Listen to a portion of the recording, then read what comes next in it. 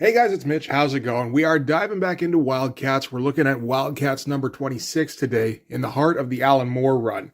Unmistakably, I think, the most interesting Wildcats ever got by a mile. And doesn't hurt at all that every once in a while Travis Charest is able to submit some pages and make this the must-read comic at Image at this time. If we forgot what was going on, Alan Moore, he was doing his work for hire thing. He'd done a little bit of work for Todd McFarlane. He'd done some work for Rob Liefeld. And now he was hiring himself out to Wildstorm. Was given the Wildcats title and kind of seems as though he was given carte blanche to mess with the team as much as he wanted. So he decided, if you're going to make this book interesting, what you have to do is you have to shake up the status quo. Status quo at the time is that Wildcats, it's just there as an X-Men light book to battle Daemonites. That's it. That's all they have. So if you want to shake things up, what do? You take away the war.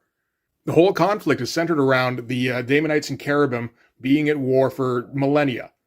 And Alan Moore took the old Wildcats team, transported them to the Cherubim homeworld, where they found out that the war between the Cherubim and Daemonites had been over for centuries.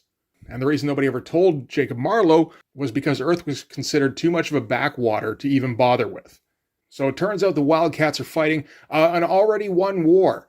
They're stranded soldiers that never received confirmation that they could stop fighting. So now we're looking at what do warriors do when they're out of war?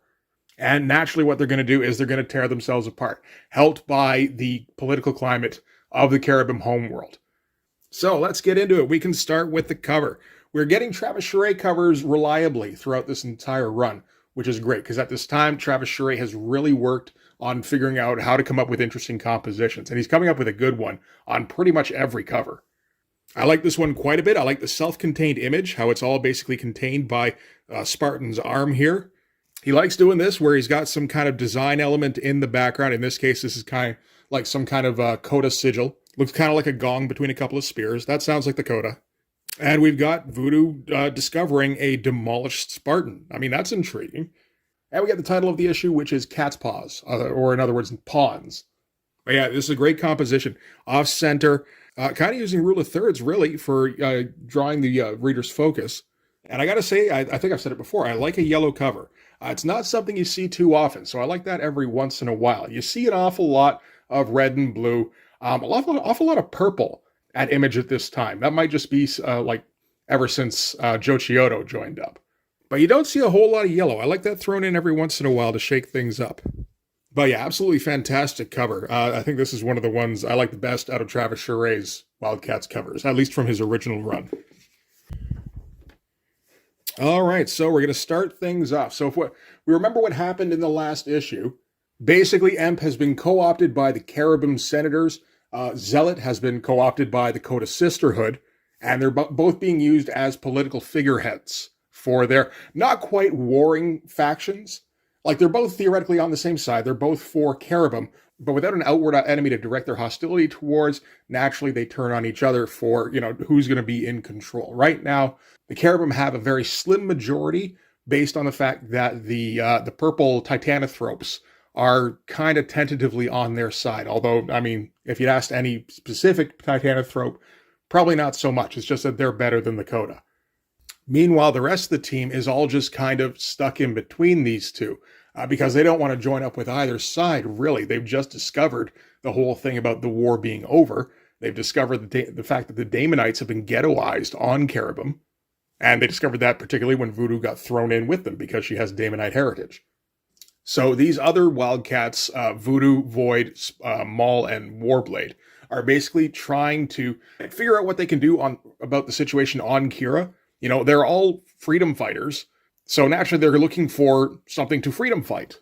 What's going on with the Titananthropes and the Daemonites all seems pretty unfair and seems like the kind of thing that they can freedom fight the shit out of. So they're trying to reach out to both Emp and Zealot to try and basically to act as their shepherds, because that's always been kind of their position. Emp and Zealot are the native Karens, and I mean, particularly now, since they're on Kira, they should be the ones who can tell them what direction they're going in. The problem is that those two are going in opposite directions, and it's all centered on what they personally want and what their factions want, maybe more importantly. Emp's all wrapped up in being a returning hero. Zealot's all wrapped up in returning to Koda Sisterhood and immersing herself back in all of their rituals to the point where she's completely separated herself from the other Wildcats. And the idea that they're trying to, hey, we're just buddies who fight together. She finds that like offensive now because she's right back in superior Koda aristocracy mode. And that issue ended with like a duel between Voodoo and Zealot, or Zoodoo if you prefer, which Zealot got in the best licks, but Voodoo got in the best verbal jousting. But Voodoo made the best moral points. And basically where we are now is that there is no team. So we're going to start things off with Spartan, which is an interesting place to start in this issue because we haven't spent a whole lot of time with Spartan. Ever since they returned to Kara, Spartan has been stuck in his role as Jacob Marlowe's security droid, which, I mean, has been alluded to in the past, but I don't think it's been, really rock solid stated. It has been now. Basically, when they're on Kira, Spartan is always stuck around Jacob while Jacob's awake, and he has to obey Jacob's every command. So from his perspective, he doesn't even really know what's been going on with the team because he hasn't been with them. He's been stuck with Jacob. All he knows is that the team's falling apart. So yeah, we start with him in his charging tank here.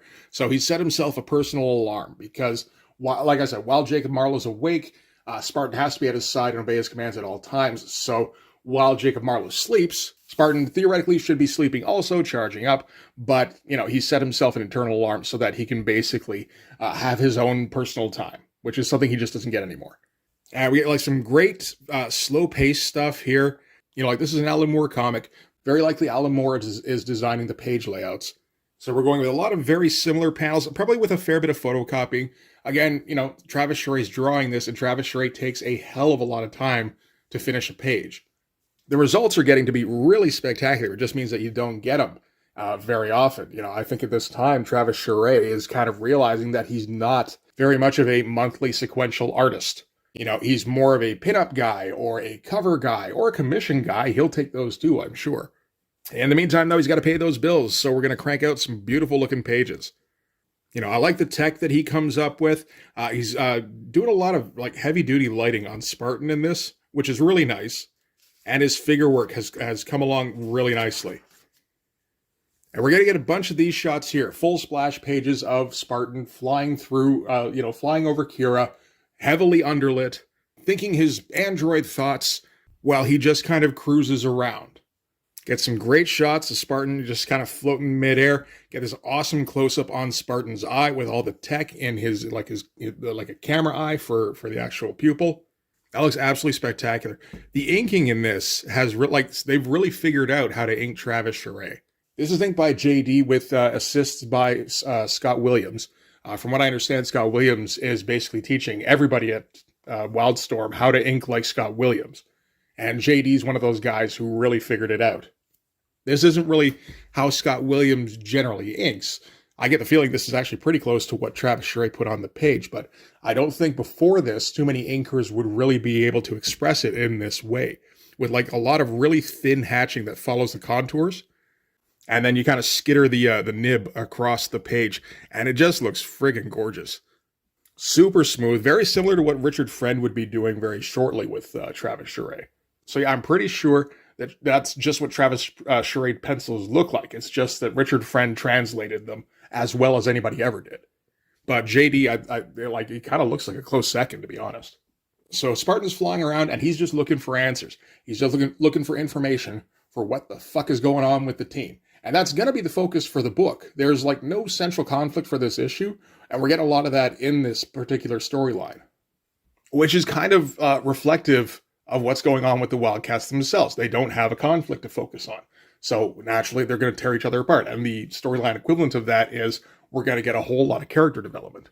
Things you never thought you'd say reviewing a Wildcats book before the Alan Moore run. So first stop is to check in with Emp. And we're just getting kind of a breakdown on what Emp's position has been over the last few issues, where he's the returning conquering hero. He's been showered with praise from the Caribbean Senate. He's been propped up as their figurehead. Spartan goes, I don't know who the female is. I doubt that Emp does either. And basically what Spartan's observed about Emp is that his return to Kara has been an opportunity for him to just slip into old habits. He's been away from Kara for thousands of years.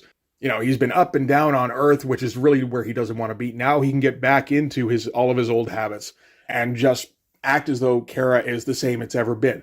But of course, millennia has passed, in that time. Kara is no longer a utopia. It's rife with political upheaval, but he can't see that because all he can see is how Kara used to be.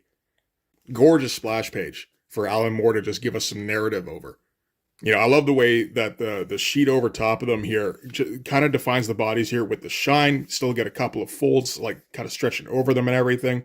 Some great like light hatching in here that the computer coloring is actually accenting really nicely. So it blends in pretty well. So you almost can't see it, or at least I almost can with the way my eyes are these days.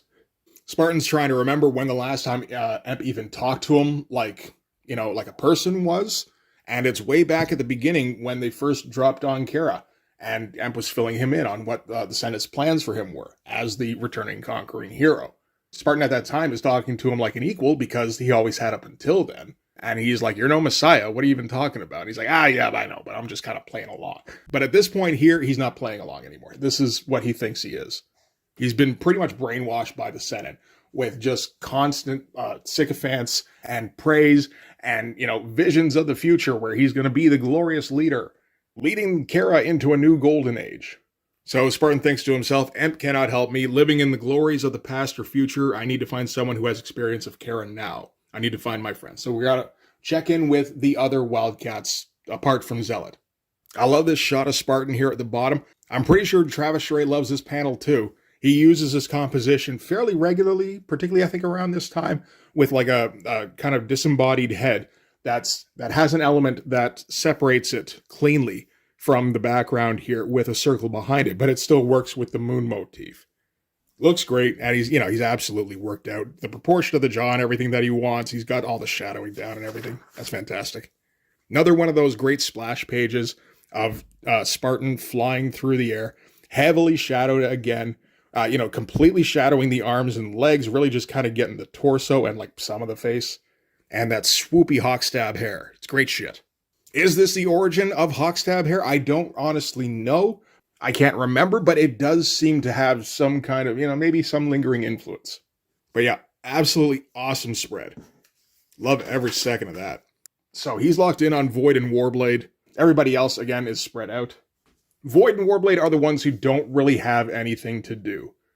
Maul has his thing with the Titanithropes because he's of that race.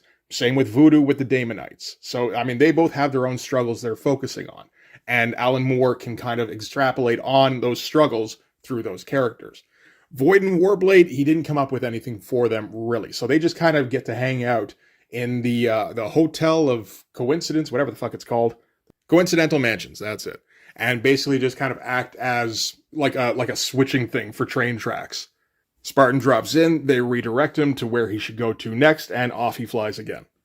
It is interesting how Void and Warblade just kind of slip through the cracks. Void I can kind of understand because she doesn't have any kind of Caribbean ancestry. She's just a human fused with one of the orbs. Warblade, it feels like he had an idea he kind of wanted to pursue, but maybe he had too many balls he was juggling, and he couldn't really think of anything interesting enough for Warblade to throw in there. And it's a 24-page monthly comic. He's also got to get stuff in with the new Wildcats team back on Earth. It feels like, again, he just slipped through the cracks. So, back to Spartan, flying through the air, only this time he's flying underground because that's where the Titanithropes are. He's going to check in on Maul next, so we get a little bit of the history of what's going on with the Titanithropes. So these are the native Karens who have basically been conquered by the Emp-type Karens. That race just completely took them over and subjugated them with far superior technology. They are citizens in the fact that they get votes, at least, but that seems to be the only kind of olive branch they really get.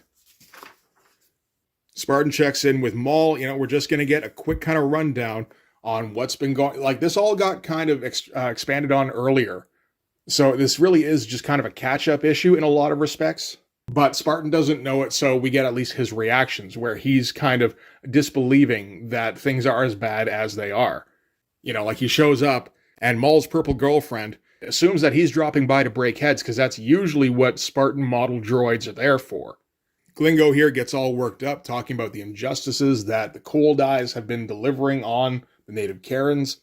Maul kind of shuffles her off and goes, don't you have a girl of your own, Spartan? So, we're switching train tracks again. Okay, we've checked in with Maul, we've checked in with Warblade and Void, we've checked in with Emp, Now to go check in with Voodoo.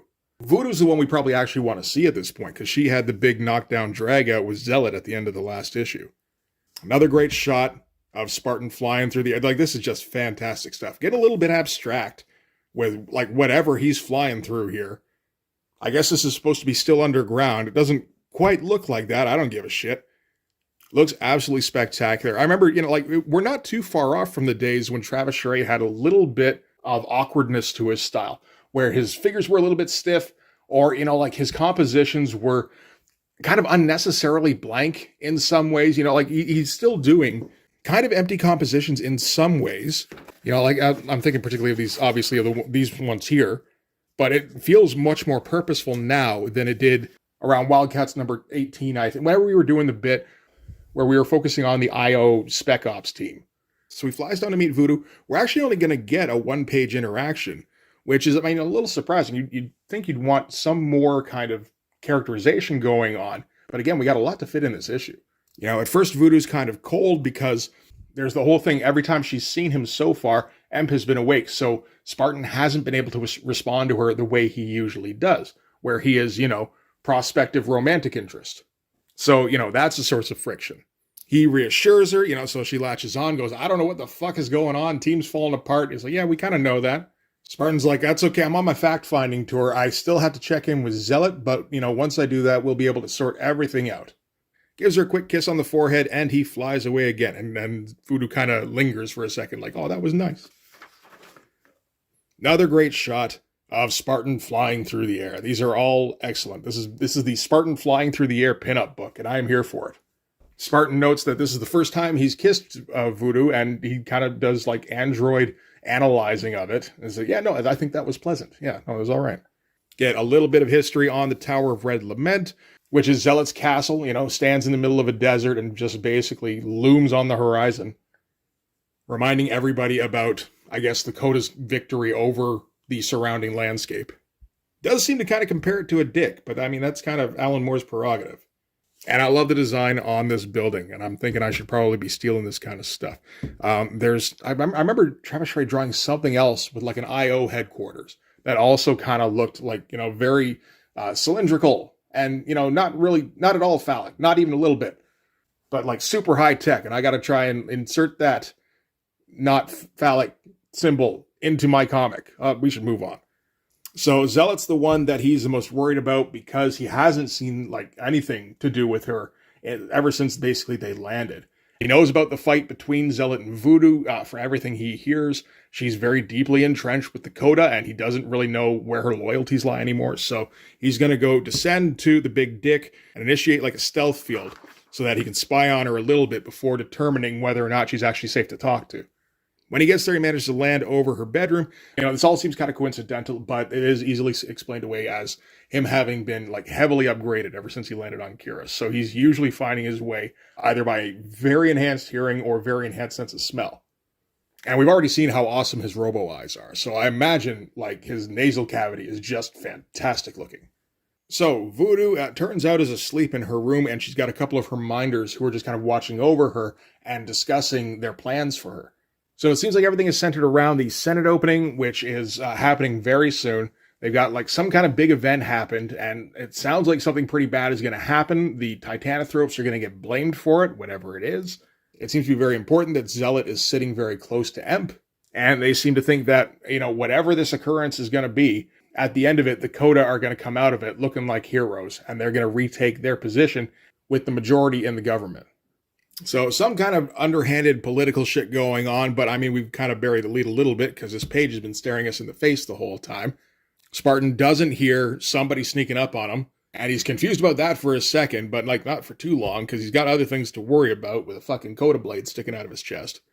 And whichever Koda stabbed him, they're like, how much do you think he overheard? Another one goes, that doesn't really matter. We'll wipe his mind back to just before he got here, and he'll have no memory of anything that happened here. And, this does end up being kind of a shocking panel. Like, there hasn't really been anything violent going on in Wildcats for quite a few months now. Like, the worst it got was the fight between Voodoo and Zealot, which was really kind of performatively violent. You didn't get the sense that anything particularly nasty was going to happen. Like, it got, like, personal, but not like anybody lost a limb or anything. And it's been a long time since we saw Hadrian get exploded because he's the robot bodyguard. You know, to the point where you might even forget that that's kind of what his role on the team is. Some more of that great underlighting. Looking a little bit like a Kevin Nolan drawing. There is a credit in the back that says, with additional thanks to Kevin Nolan, so I have no idea what he actually did on the issue. I do wonder if he had something to do with how smooth some of these lines are. Maybe he was doing like some outlines or something. I don't even know. So we're going to cut back to Voodoo, just kind of wandering around in her Damonite getup, which is full of junk. Walks by an alleyway. Again, we're going with like very like slow kind of moment-to-moment pacing. Very similar panels, so, you know, showing like very little change. As she walks by the alley, she hears somebody call out Pris, just kind of looks back going like, did somebody call my name? And from the heap of garbage, Spartan goes, yeah, it's me, Hadrian. I think I came to visit you. Voodoo starts pulling off the garbage. She's like, are you okay? And he's like, yeah, no, I'm fine. Why do you ask? So again, another fantastic full-page splash of a totally wrecked Spartan. All of his robo-guts spewing out, his head smoking. That's fantastic looking stuff. So we're ratcheting things up, and we are learning that there was a plot afoot of some kind. We don't get a whole lot of details, but, you know, the important thing is that we know that aside from just the overall tone, that something's wrong. There's very clearly something wrong, and it seems that, like, at least the Koda are behind a good portion of it.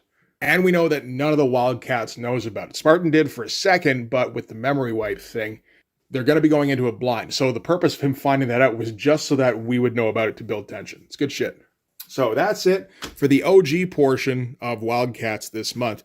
We do have to check in with the new team back on Earth. This is a weird little segment because, like, this isn't any kind of development. Like, there's no progression of plot. Like, this whole issue, there's no real progression of plot. Apart from, you know, the very end of the OG Wildcat stuff. With this is all just kind of a slideshow or film that's being shown by Death Trap, who's a Stormwatch enemy, to a whole bunch of other Image bad guys. Basically telling them there's this new Wildcats in town, and I don't like their deal. We do get some cool artwork while they're chatting. Dave Johnson's doing the art on this bit, so it's going to look pretty great. You know, we got a bit where Savant takes a swing at a police detective. He tries to run, but she's got her teleporting thing, so she teleports in front of him. And, just stalks him right in the gut. And all sorts of goo goes flying everywhere. Turns out this is Mr. White, who was a shapeshifter who showed up in Wildcats back at, just before the Alan Moore run started, anyway. That was Fire from Heaven? No, Wildstorm Rising. That was it. He starts goopifying all over her. And he's got the upper hand, but then, you know, another member's got to come in, because naturally he's got to come in, get some of that great Dave Johnson kind of angular, like very graphic looking artwork.